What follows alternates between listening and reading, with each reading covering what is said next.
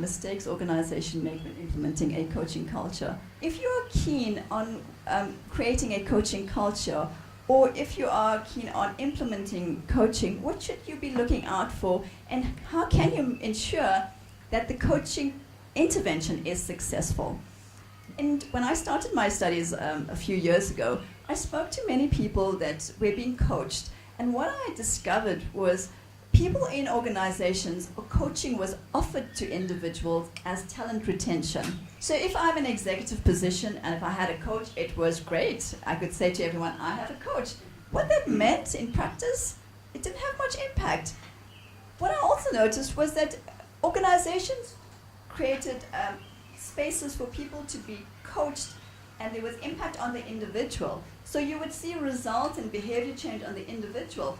Whether it impacted on the individual's team or the organization didn't seem to matter to organizations.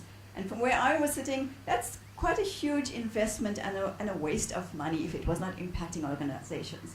So my PhD was what transforms in organizations as a result of coaching.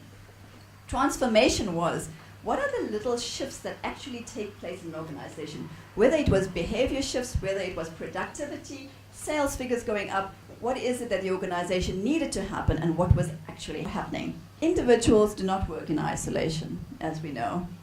The environment in which we work impacts on us, and we collectively impact on the organization. So if there's no enabling environment, an individual that is being coached will go back to their old habits and behavior. And as human beings, we need to survive in a workplace. We have a manager shouting at us. Our response is either we shout back or we don't do the work. We go slow. Nobody notices. But we're retaliating, we're reacting.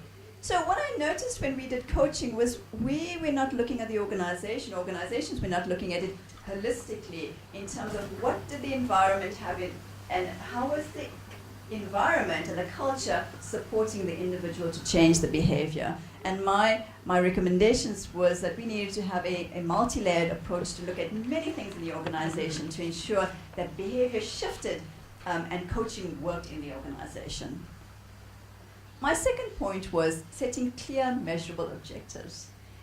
What does that mean? Of course, when you have a coach, and many coaches in this room would know, well, we do set objectives.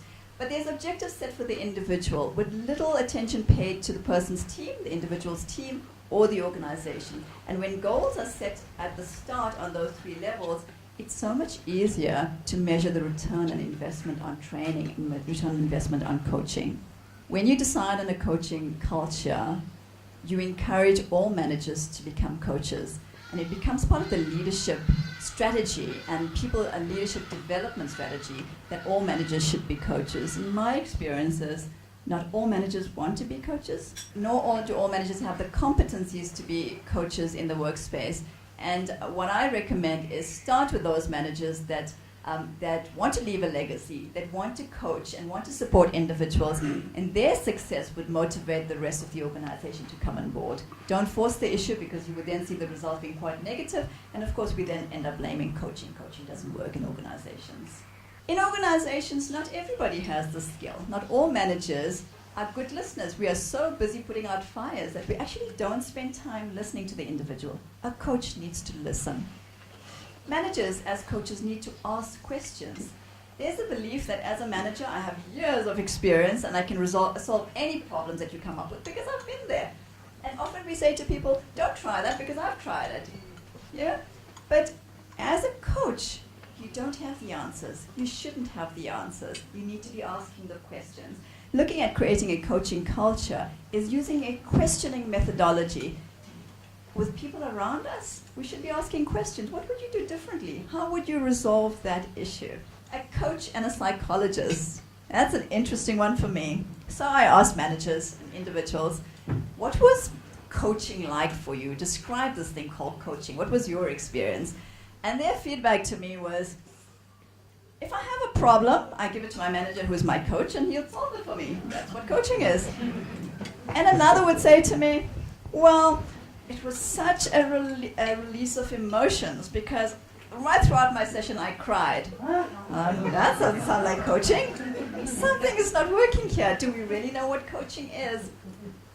So we need to look at psychology, as we know, looks at where we're at now and what brought us to this space. So we look into our past and we're looking at where did we start off, what impacted our lives, and what makes us behave the way we behave currently.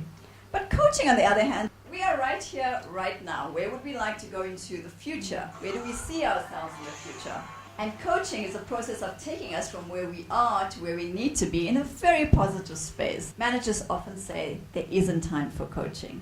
Coaching doesn't require additional time. Coaching is a style of management. So you can stand, as a manager, you can scream at people, you can shout, you can instruct. You do that. It doesn't take extra time, does it? No. Coaching doesn't take extra time. It's a style of management, and the style means you ask questions. You empower people, you support people. It's changing your behavior. Initially, it may take you some time because you've got to change your behavior. But once you've done so, the results will be incredible.